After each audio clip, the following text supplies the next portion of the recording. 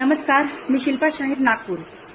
काल राष्ट्रवादी काँग्रेसतर्फे दिवाळी मिलन या कार्यक्रमाला मला आमंत्रित केले होते आणि तिथे मी छोटासा परफॉर्म केलेला आहे आणि तो व्हिडिओ सर्वीकडे व्हायरल होतो आहे।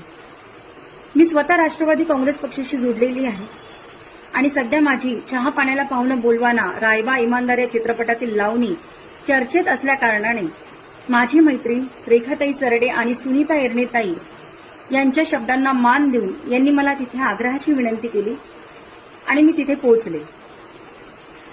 तिथे माझ्याबरोबर अनेक महिला होत्या।